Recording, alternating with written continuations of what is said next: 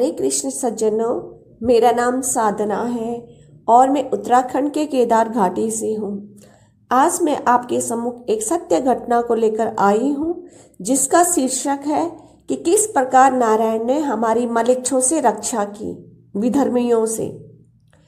यह सत्य घटना हमें सीख देती है कि चाहे हम देश में रहे या विदेश में रहे, अपने कुल देवी देवता की पूजा नहीं छोड़नी चाहिए। आगे आने वाला समय बहुत ही भयावह है। सनातनी जातियों में और पंथों में बंट गया है और घट गया है। आने वाला समय बहुत विकट है। अभी जब हम भारत में अधिक संख्या में हैं, तब हमें अपने ही देश में अपने देवी देवताओं के सनातनी विद्या का प्रचार प्रसार करने में रोकने के लिए भरसक प्रयास किया जा रहा है। जब हमारा फेसबुक और इंस्टा भी सब विधर्मियों ने इसी षड्यंत्र के चलते कई बार हटा दिए हैं, ताकि हम अपनी सनातनी विद्या को पूरे विश्व में न फैला सकें। स्वामी जी विदेशियों और भारतीयों को एक विद्या देते हैं। उस विद्या के अंतर्गत वे ध्यान की उच्च अवस्था में विद्यार्थियों को ले जाते हैं और भगवान के दर्शन कराते हैं। अभी तक हमारे स्कूल में लगभग 5000 छात्र पास आउट हो चुके हैं। हमें पश्चिमी बंगाल और अनेक जगहों से मारने की धमकियों का सिलसिला 2019 से चला आ रहा है। 2023 में विधर्मियों ने हमारे सारे अकाउंट उड़ा दिए थे। जितने बार भी बनाते वे उतने बार भी हमें ऐसे ही परेशान करते और धमकी देते।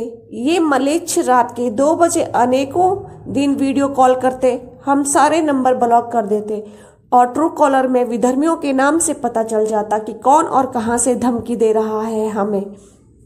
हम भी काफी चिंतित हो गए। स्वामी जी ने कहा, कोई अचानक से हमला करे तो पुलिस क्या करेगी, हमें स्वयं ही सतर्क रहना होगा और ये एक पाटल खरीद कर लाए। ये जनवरी माह की बात है, 2024 की। स्वामी जी ने अपने वेबसाइट के लिए अपने एक परिचित विद्यार्थी के साथ पार्टनरशिप में स्कूल चलाने के लिए कार्य किया। तब पार्टनर ने कहा कि मुझे दिन रात धमकी के भरे कॉल आ रहे हैं, मैं फैमिली वाला हूँ। विधर्मियों ने इनके पार्टनर को कहा कि तू कहाँ रहता है, सब पता है, तुझे हम नहीं छोड़ेंगे। इस प्रकार पार्टनर ने इनके वेबसाइट पर काम करने से मना कर दिया। स्वामी जी ने कहा, कब कोई अटैक कर ले, कुछ पता नहीं। तब स्वामी जी ने कहा, मैं सुबह 5:30 बजे जाता हूँ और पाठन लेकर जाऊँगा। अभी यह जनवरी 2024 की ही घटना है। मुझे अपनी भक्ति पर पूर्ण विश्वास था, क्योंकि अनेकों बार ऐसा होता है कि मुझे कान्हा जी ने रात को बेड से नीचे गिरने से बचाया। मैं और कान्हा जी की ये छोटी सी मूर्ति एक ही बेड पर सोती है। बहुत साफ सफाई का ध्यान रखना होता है। कभी रात को आलस करूं अगर मैं साबुन से हाथ धोने के लिए, तो वो तुरंत या तो बोलते हैं कि हाथ गंदे हैं या आंखों के आगे साबुन दिखाते हैं और मेरे स्वयं के हाथ धोते हुए दिखाते हैं ध्यान से। मैं इस प्रकार की दिव्य दृष्टि देते हैं उस समय कि मैं सब ये देख पाती हूँ। जब भी मैं बेड के किनारे पर आ जाती हूँ रात को, तो कान्हा जी की यही मूर्ति अनेक बार मेरे बेड के गिरने के स्थान पर आ जाती है और जैसे ही मेरी नींद खुलती है तो मैं पाती हूँ कि मेरा शरीर नीचे गिरने ही वाला था कि कान्हा जी सुरक्षा के लिए बेड के कोने पर आ गए बचाने के लिए। मुझे ऐसा अनेक बार हो चुका है। एक दिन जब स्वामी जी बाहर बरामदे में फिसल गए, यह घटना 2023 की है। सुबह 5 बजे की बात है कि अचानक से भगवती ने मुझे यह कहा नींद से जगाते हुए कि स्वामी जी को ये क्या हो गया, नहीं नहीं, ऐसा तो नहीं होना चाहिए। और स्वामी जी को जब कोरोना हुआ, तो जब ये घर पर ही बीमार थे, तब भगवती ने स्वामी जी को कहा, उठो काढ़ा बनाकर पियो, नहीं तो ये अंतिम रात हो जाएगी तुम्हारी। तब स्वामी जी उठे, काढ़ा पिया और मुझे ये घटना बताई। और जब ये फिसले बरामदे में, तो ये 2 दिन तक सुबह जल्दी उठ नहीं सके। तीसरे दिन ठीक तो हो गए थे, किंतु उठने का आलस करने लगे। तब भगवती ने अपना सुसज्जित हाथ से इनको सोते हुए हाथ को स्पर्श करते हुए कहा, उठो उठो। और एक बार ये अमेरिकन विद्यार्थी ग्लेन विले को मातंगी माता की 12 विद्याएं ऑनलाइन सिखा रहे थे। तभी माता ने फर्श पर इनको साक्षात चुन्नी का दर्शन दिया। जब ये बातें इन्होंने मुझे बताई तो मैंने स्वामी जी को कहा कि साक्षात दर्शन इस प्रकार से हुए होंगे ना आपको। पहले भगवान धुंधले दिखते हैं, स्वयं को धुंधले दिखाते हैं हमको, और फिर साफ साफ करते हैं और ऐसी झलक देते हैं, फिर पूर्ण रूप से अपने आप को बिल्कुल साफ दिखाते हैं। और बात करना या न करना उनकी इच्छाओं पर निर्भर होता है, और वे तत्काल क्षणिक समय का दर्शन देकर अदृश्य हो जाते हैं। क्योंकि मैं बहुत भाग्यशाली हूँ, मुझे अनेकानेक बार भगवान के साक्षात दर्शन हो चुके हैं। बातें, संकेत, ध्यान में दर्शन तो लगभग रोज के ही हैं। मेरे साथ ये सब सोचते सोचते रात हो गई। मैं आगे यह सोचने लगी कि जब भगवान हमारी इतनी रक्षा करते हैं, इतना प्रेम देते हैं, तो मन में पूर्ण विश्वास था। लेकिन प्रश्न भी आया कि क्या भगवान हमारी हत्या होने देंगे? क्योंकि स्वामी जी ने कहा था कि गुलशन कुमार बेचारा शिवालय को पकड़े रहा, सिर पुकारता रहा, पर शायद प्रारब्ध ऐसा ही रहा होगा कि उसकी वहीं हत्या होनी लिखी होगी। लेकिन मैंने स्वामी जी को कहा कि जब आदिवासियों ने भरत जी की बलि देने लगे, तब माँ भद्रकाली पाषाण से प्रकट होकर भरत जी को बचाया, और जो उनकी बलि दे रहे थे उनका संहार किया। मैंने स्वामी जी से कहा कि ऐसा भी तो है, और मैंने स्वामी जी को कहा कि मुझे काले चने नहीं खाने हैं, ये हनुमान जी ने कहा है, क्योंकि मैं किडनी पेशेंट हूँ। तो हनुमान जी ने कहा कि यदि काले चने खाएगी तो जल्दी ऊपर चली जाएगी, इसलिए काले चने नहीं खाना। मैंने छोड़ दिए।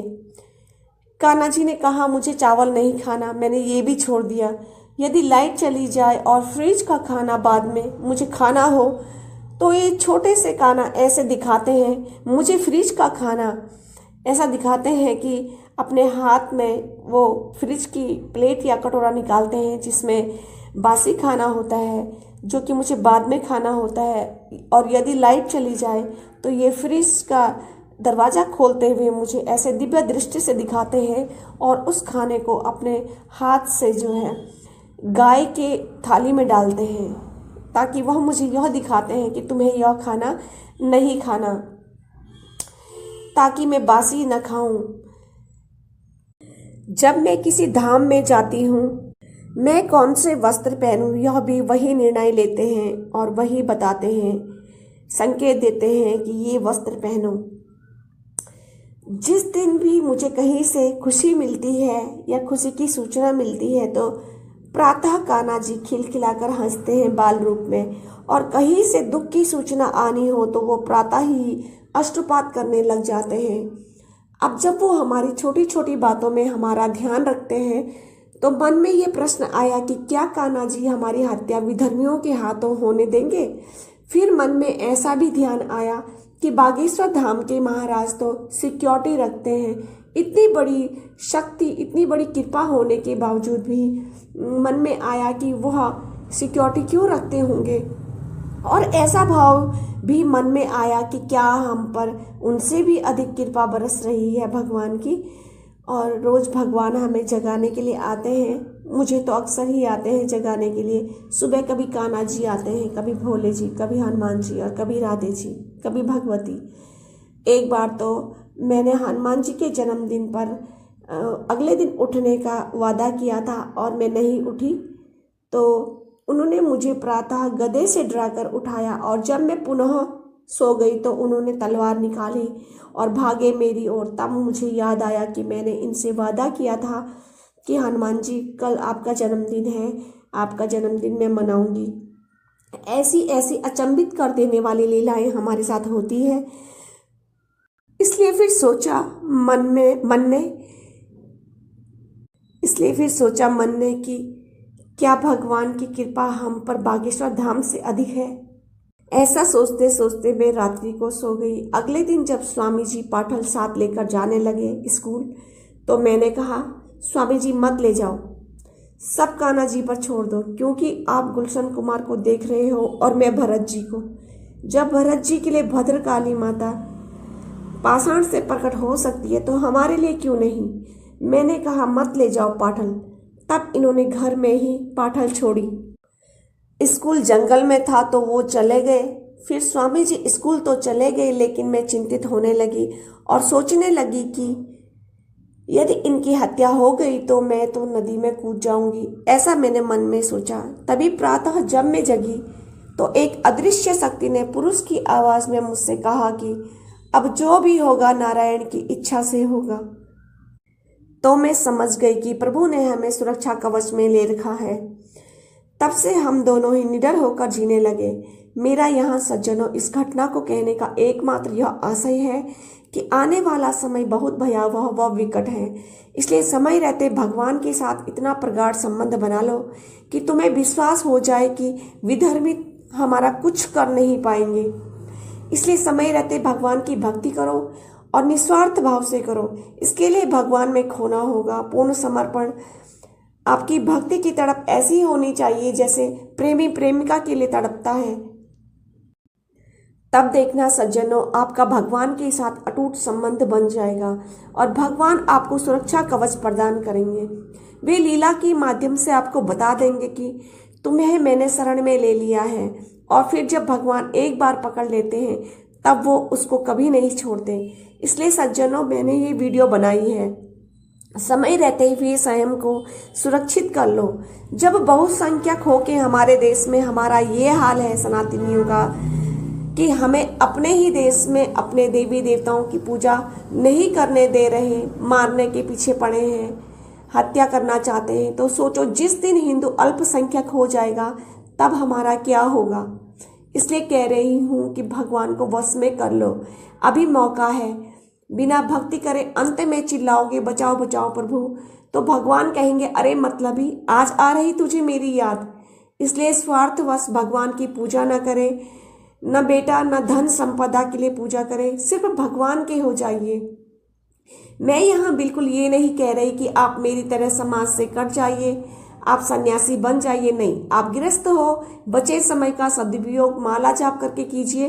कभी निंदा करने वालों के साथ समय व्यर्थ न गंवाएं, क्योंकि पाप के भागी बनते हैं। सिर्फ शौचालय में नाम जाप न करें, अन्य समय हर वक्त मुख में काम करते समय भगवान का नाम लें।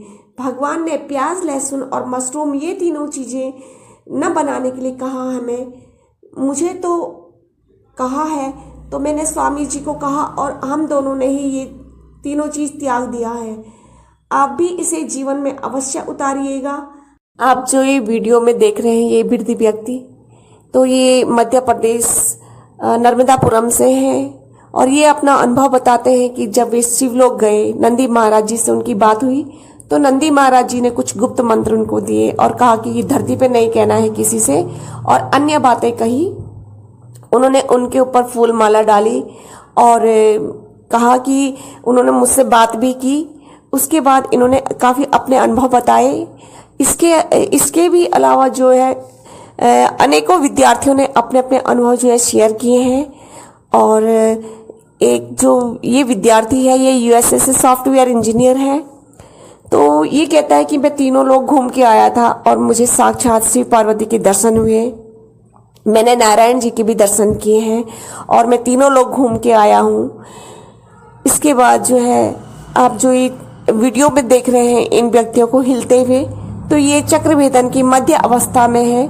इनको शक्तिपात तो हुआ है लेकिन अभी ये उच्च अवस्था में नहीं गए हैं। इसके लिए अभ्यास की आवश्यकता होती है, उसके बाद ही ये जो है लोगों में विचरण कर पाते हैं, ये भगवान से साक्षात्कार कर पाते हैं। इस प्रकार से स्वामी जी आध्यात्म के क्षेत्र में काफ़ी विद्यार्थियों की उन्नति करवाते हैं और इसीलिए जो है ये विधर्मियों की नज़रों में जो है खटके हुए हैं।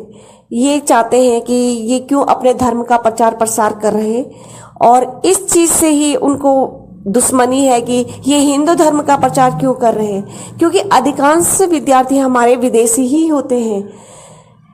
इस प्रकार से जो है वो स्वामी जी की हत्या करने के पीछे पड़े हुए हैं। लेकिन नारायण जी का आशीर्वाद रहेगा हमारे ऊपर तो हमारा ये बाल भी बांका नहीं कर पाएंगे।